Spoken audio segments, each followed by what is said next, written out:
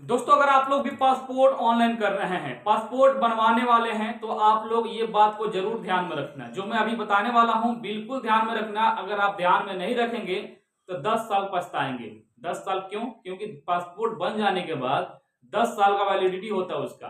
10 साल के बाद जाकर के एक्सपायर होता है। उससे पहले बहुत बार आप पछताएंगे। क्यों? क्योंकि अगर आपका पासपोर्ट ईसीएनआर कैटेगरी में हो जाता, लेकिन आपने छोटा सा गलती करके अपना पासपोर्ट को ईसीआर बनवा लिए।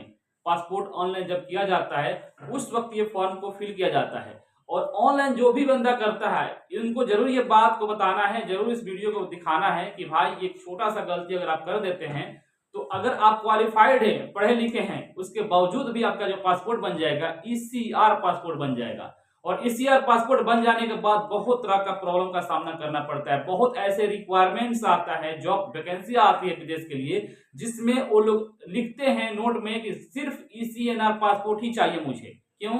क्योंकि इमिग्रेशन कराने के झंझट नहीं रहता है।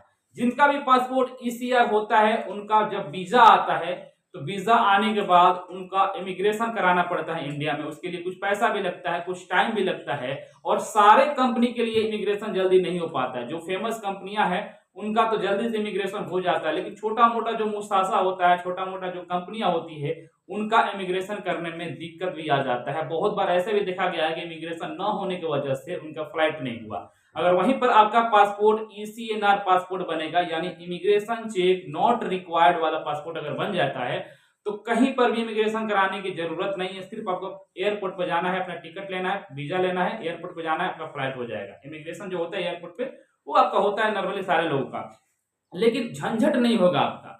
तो ये कैसे होता है मैं आपको बता देता हूँ। बहुत ऐसे लोग हैं कि पढ़े लिखे भी लोग हैं, पढ़े लिखे हैं, जो लोग मैट्रिक कर लिए हैं, कम से कम अगर आप मैट्रिकुलेशन भी पास कर चुके हैं और अपना पासपोर्ट ऑनलाइन कर रहे हैं, बनवा रहे हैं, तो आपको ये बात को ध्यान रखना है कि आपको ये जो ऑनलाइन में दिखा रहा हूं, आप यहाँ पर देख सकते हैं, ये एलिजिबिलिटी है, यहाँ पर यस करना है। अगर आप यस नहीं करते हैं तो आप यहाँ पर फेल हो जाएंगे। आप अगर नो करते हैं तो आपका जो पासपोर्ट बनेगा वो ईसीआर पासपोर्ट बन जाएगा, जो हमेशा के लिए दिक्कत का सामना करना पड़ जाएगा। कभी कभी ऐसे भी रिक्वायरमेंट आएगा, जॉब वैकेंसी आएगी, जहां पर लिख देगा कि भाई हमें ईसीएनआर ही पासपोर्ट चाहिए। आप वहां पर अफसोस करेंगे, आप सोचेंगे कितना बड़ा भूल हो गया हमसे। तो ये गलती आप लोग ना करना। अपना पासपोर्ट को ईसीआर पासपोर्ट न बनवाना, ईसीएनआर ही पासपोर्ट बनवाना, अगर आप उस कैटेगरी में आते हैं तो। अगर आप पढ़े लिखे नहीं हैं तो दिक्कत नहीं है, आपको तो पासपोर्ट ईसीआर ही बनेगा, ठीक है। लेकिन अगर आप पढ़े लिखे हैं तो पहले ही आपका पासपोर्ट ईसीएनआर में बन जाता है।